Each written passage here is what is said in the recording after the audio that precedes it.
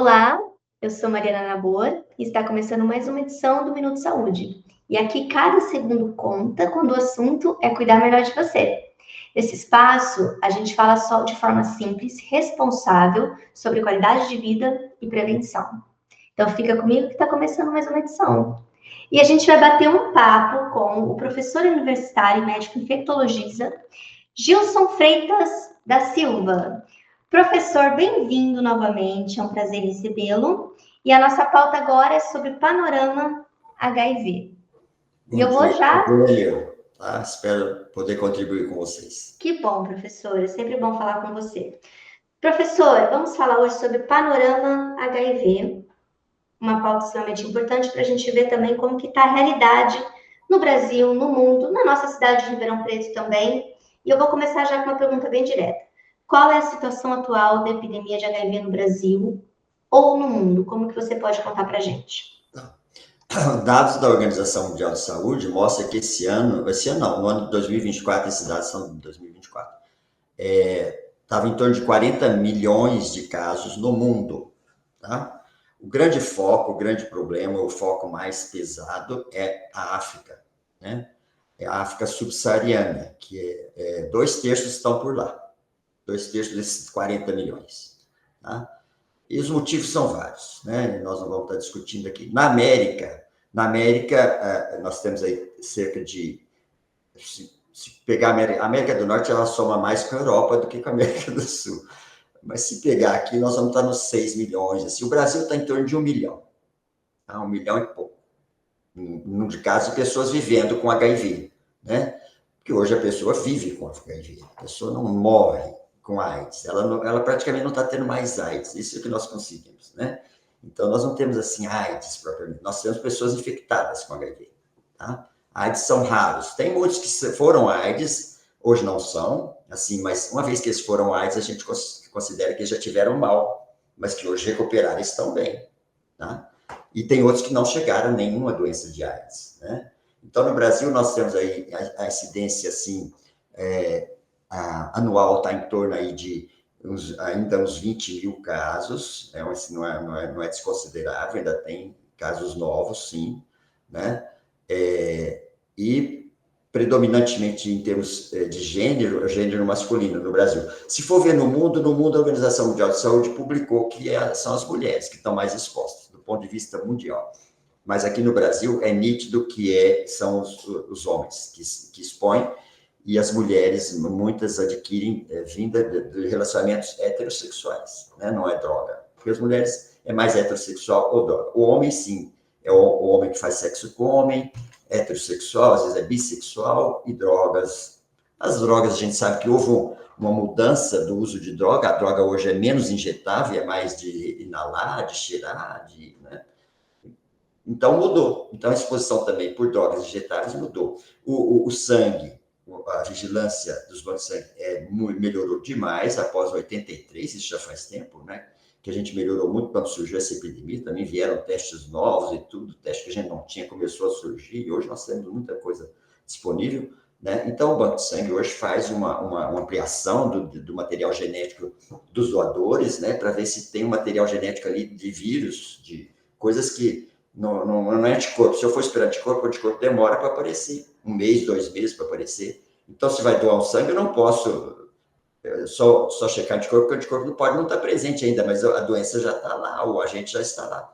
Então, eu vou ver material genético. Para eu ver material genético, eu faço pesquisa com uma sonda que a gente tem para cada vírus que eu quero examinar, se a pessoa tem naquele sangue, existe aquele material genético ali ou não. Então, isso melhorou muito, tá? Então, do ponto de vista do panorama, a gente vê que a das crianças hoje praticamente não tem, porque a mãe trata, né, a gestante trata, recebe o tratamento. Se porventura a mãe está tratando a criança ao nascer, vai ser tratada também, vai receber o medicamento na forma de suspensão, né? Essa criança depois é acompanhada, obviamente que nos primeiros meses ela vai ter exame positivo, que veio da mãe, né? Mas depois não, depois a gente sabe que ela não pegou o vírus porque o exame dela é negativa, né? Então, e a mãe está tratando, depois ela tem a criança, depois ela continua o tratamento dela. esse nascimento dessa criança pode ser via natural, se a mãe tiver carga viral, estiver tratando e com carga viral menor que 1.000. Se for acima de 1.000, não vai ser natural, vai ser parto cesariano. Entendi, professor. E você tem algum dado específico, caso não tenha problema, mas alguma coisa de Ribeirão para trazer para a gente? Como que é na nossa localidade especificamente? Como que tá? Em Ribeirão Preto, nós estamos assim, com a maioria dos casos, a maioria são homens, né? Principalmente homens que fazem sexo com homens, esse é o principal grupo, né? A maioria dos casos em tratamento, tá? Em tratamento e uma grande... porque tem uma meta da Organização Mundial de Saúde que ela recomenda, que é uma meta para 2030, que é 95, 95, 95. Em Ribeirão Preto e no mundo já está se alcançando os 95 que estão tratando, 95% dos que estão tratando já tem carga viral negativa, que esse é um dos itens da meta, tá? Então, a maioria dos casos que eu sigo aqui na faculdade, que a gente, colega segue também, eles não estão com carga viral positiva mais, né? Eles têm carga viral negativa, então eles já atingiram essa meta, estão tratando, estão com carga viral negativa. Esse é um dos itens da meta. Então, o Ribeirão Preto tem um controle muito bom, tem uma rede de assistência muito boa, rede pública, né? Nós aqui na UNAEP trabalhamos também com essa rede pública, né?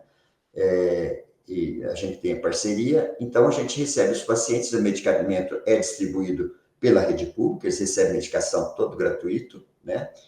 A gente vai acompanhando esses pacientes com exames que são feitos gratuitamente pela rede, então, exames que a gente segue uma série histórica, a gente tem aí, saber se tem efeito colateral ou não, o paciente vem, nos conta, a gente detecta no laboratório alguma alteração e tal, e aí a gente vai gerenciando. Então, hoje a gente está gerenciando o paciente, orientando, olha, faça dieta, faça exercício. O HIV, acho que nós vamos falar sobre isso, mas o HIV hoje tem um outro padrão de manifestação, assim, porque hoje a pessoa tem HIV, mas não tem a AIDS, mas tem outras doenças, tá? Que nós temos que estar atentos a essas outras doenças, que são doenças mais crônicas, mais degenerativas, que a gente tem que também dar atenção. Então, nós estamos assim, nós temos um caso aqui, a maioria em Ribeirão Preto está em tratamento, carga viral negativa, homens que fazem sexo com homens, predomina, tá? Mulheres, a proporção a nível nacional também, proporção é mais entre 2 e 3 homens para cada mulher, a nível nacional. E Ribeirão Preto também está na mesma proporção. Tá? Entendi, professor. E como que os avanços no tratamento do HIV têm impactado a qualidade de vida das pessoas soropositivas? Uhum. E os principais desafios enfrentados para reduzir a incidência do HIV hoje? Uhum. Tá. Os novos medicamentos. Então, que os estudos têm avançado muito nesses medicamentos, tem muitos estudos também tentando entender melhor o vírus e como é que ele perpetua no nosso organismo e como é que ele atua, porque ele vai mudando o nosso organismo, né? Então, os medicamentos que a gente tem, hoje a gente usa para tratar o paciente com HIV, a gente começa, o princípio de tratamento do HIV é inibir algumas enzimas dele, que são enzimas que coordenam reações ou coordenam a síntese do material dele, que são essenciais. Então, síntese do material proteico, material genético e proteico, né, a gente bloqueia aí. Então, a primeira enzima a ser bloqueada é uma que converte o material, o vírus RNA, e essa enzima converte ele em DNA para ele incorporar no nosso DNA da nossa célula. Então, essa enzima é a transcriptase reversa. Então, tem uma série que inibe a transcriptase reversa. A gente ainda usa muito esse medicamento. 2 deles estão no nosso esquema inicial, que é o tenofovir e a namivudina, são inibidor de transcriptase reversa. E hoje entra no esquema também um inibidor de integrase, que é um gene que vai integrar o material genético lá no nosso DNA, material genético do vírus. Inibidor de integrase é o dolutegravir. Tá? Então, estão esses para início de tratamento. Aí você tem outras opções, você tem inibidor de protease, tem darunavir, ritonavir, atazanavir. Você tem, desses inibidores de integrase, também você tem bictegravir, cabotegravir, esses são novos, cabotegravir é recente, né? E tem agora, um inibidor que é lançamento é uma nova classe, que é o inibidor de capsídio, que é o lenacapavir. O lenacapavir, ele é uma injeção, ele é injetável, e é uma injeção que tem duração, ele se mostrou é que ele inibe o vírus uns 6 meses, pelo menos. Então, está padronizado para uso a cada 6 meses. A Organização Mundial de Saúde, os americanos já estão usando, a Organização Mundial de Saúde já está recomendando para os países membros o uso dele na PrEP. Tá? No Brasil, não sei como é que está essa discussão, não li nada sobre isso, não vi ainda nada sobre isso, mas é uma discussão a nível mundial, né?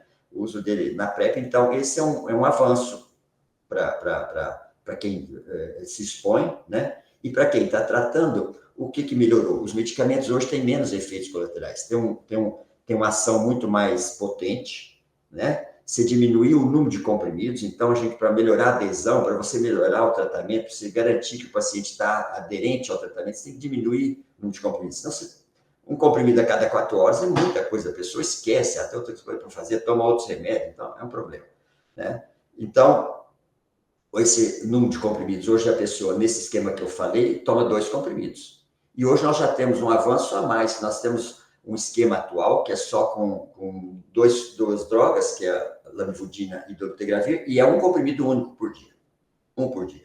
Nós tínhamos também um outro, nós temos ainda, que é o tenofovir, lamivudina e efavirenz, que também é um comprimido por dia. Mas o efavirenz não dá a segurança, não inibe tanta mutação do vírus quanto inibe o dolutegravir. Então, a tendência é não ficar no efavirenz e migrar para essa dose única, mas com dolutegravir, que ele tem a gente chama de uma barreira genética. O que é barreira genética? Não permitir mutação. Esse vírus HIV é muito mutante. Nós não conseguimos vacina até hoje por isso, ele muda toda hora. Tá? Então, não dá para conseguir vacina, e quando consegue alguma coisa que pode ser vacina, lá no organismo humano ele está tão escondidinho que a vacina não pega. E, professor, para a gente encerrar, como que estão, de que forma que as políticas públicas têm contribuído para o controle da epidemia de HIV, como que existem formas, políticas públicas que você está por dentro, ou como isso é possível ser, graças a Deus, como você mesmo está falando, as coisas avançaram, então o próprio tratamento é menos invasivo, como você mesmo estava explicando, mas ainda assim existem casos, né, no Brasil e no mundo. Existem políticas públicas que têm contribuído, que você possa estar nos contando de forma assim sucinta? Existe sim. No Brasil, por exemplo, a rede pública, né, tem um esquema tem uma campanha que eles falam Fique Sabendo. Fique Sabendo, a pessoa vai lá, né, vai lá e colhe o seu sangue e fique sabendo se tem, entendeu? Se tem HIV, se tem sífilis, se tem hepatite, faz uma série lá e fica bem informado. Tem campanhas, às vezes, nas ruas, né? Às vezes a faculdade mesmo sai com os alunos para coletar alguma coisa, combina com o laboratório e tal. Mas a rede pública, sim, o Ministério tem pensado nisso, quer dizer, então, o diagnóstico mais fácil, né? A questão da barreira da discriminação, né? A doença ser de homens que fazem sexo com homens, ou de quem é trabalhador de sexo. Olha, é também de hemofílico, nós tivemos tantos casos de hemofílico, é também de mãe que passa por filho. Então, nós precisamos fazer alguma coisa, nós não tem que ter esse preconceito, tá? Então, a barreira caiu, acho que o preconceito caiu também, né? Não, claro que todo mundo tem que ter uma vida saudável, eu não quero risco para ninguém, não importa o hábito sexual, eu quero vida saudável. Então, isso melhorou essa aceitação, né? A questão do exercício, a questão de medicação, do diagnóstico mais rápido, me faz eu entrar com o medicamento mais rápido, e eu pego o vírus numa época que ele está em plena multiplicação, ainda não fez muita lesão no meu corpo, né? Mas, infelizmente, como outros vírus que a gente tem, por exemplo, um herpes que repete toda hora, um herpes, não sai do nosso corpo, ele também não sai, tá? Então, o diagnóstico precoce, o medicamento fácil acesso, né? O esclarecimento, o médico podendo atender, então a equipe médica bem formada e tal, disponível, né? E também as prevenções, a PrEP foi um avanço muito grande, o tratamento da gestante, o pré-natal do casal, porque não adianta olhar só se a mulher tem o vírus, não, tem que olhar se o rapaz, se o pai tem, né? Então, o tratamento do casal, hoje essas maternidades, a gente tem uma maternidade aqui no Leto Bonini aqui, funciona muito bem, né? Então, faz um pré-natal, qualquer coisa a gente está ali para ajudar se precisar, né? Mas as mães vêm para cá e já vêm com o pré-natal, né? Então, raríssimo o que chega a ser o pré-natal. E é óbvio que o pessoal está atento, se não tem um HIV ali, não tem esses exames recentes, eles fazem, né? Então, isso melhorou muito. Então, a disponibilidade, a rede pública montou, sim, um esquema e funciona. E outra, dispensação de medicamento, não faltar medicamento. Teve épocas que faltava muito, no início tinha épocas que a gente... O paciente fica sem medicamento, não, faltou, como? Agora não falta mais, entendeu? Tem mais medicamentos e o fato da gente estar usando medicamentos com menos droga também, isso diminui despesa, eu acho que dá para comprar mais corretamente. Precisa, claro, logística, montar, melhorar a logística para ter medicamentos, saber quantos que você precisa, qual medicamento você precisa, saber que problema que você tem, você buscar a solução, né? Porque hoje o perfil do paciente com HIV mudou, né? A gente hoje não tem paciente com AIDS, como eu falei, né? Nós temos pacientes com doenças crônicas, com comorbidades, porque o HIV, ele não indo embora, o nosso organismo vai sendo lesado. Então, você vai perdendo mais massa óssea, massa muscular, comorbidades pioram. Então, o HIV, qualquer comorbidade que tiver, essa comorbidade, que eu falo, é uma outra doença que ele tem simultâneo, tem que ser tratado. Se tiver um diabetes, tem que ser tratado. Se tiver uma doença imune, tem que ser tratado. Porque hoje o paciente está envelhecendo, tratando, aí ele envelhece, hoje o perfil é esse, do paciente mais idoso, né? Embora o HIV tenha aumentado muito a incidência, casos novos, aumentou muito na adolescência, lá nos 14, 17 anos, aumentou lá. E aumentou entre os velhos também, que estão vivendo mais e sexualmente ativos, né? E, então, hoje o perfil é de um paciente que está com doenças, com comorbidades, diabetes, câncer, dislipidemia, né? Às vezes pacientes com ansiedade, não vai ver, é o HIV que ele está portador, mas a carga viral dele é negativa. Então, se eu for ver no laboratório, ele está ótimo, está carga viral indetectável, como eu falei. Tá? Se eu for ver a defesa dele, CD4, o linfócito CD4, está ótimo, ele não vai pegar nenhuma doença oportunista, mas ele está com doença degenerativa, doença de envelhecimento. Então, o HIV está vivendo mais, vive tanto quanto hoje uma pessoa imunocompetente, né? Ele não é imunodeficiente, porque ele tem HIV não é imunodeficiente, ele tem HIV, mas a carga viral dele está negativa e o CD4 dele está ótimo, então ele não está imunodeficiente. Então, ele não é mais imunodeficiente, mas o HIV está fazendo algumas mudanças no corpo dele e adoece de maneira diferente da população não HIV positiva. Perfeito, professor. Explicou de forma muito clara. Professor, queria muito agradecer a sua participação no programa. Obrigada por um tempinho para conversar com a gente um assunto tão importante, viu?